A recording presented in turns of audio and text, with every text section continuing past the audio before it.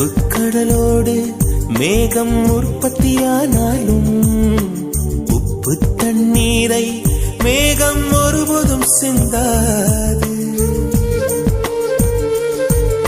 மலையில் விழுந்தாலும் சூரியன் மரித்து போவதில்லை.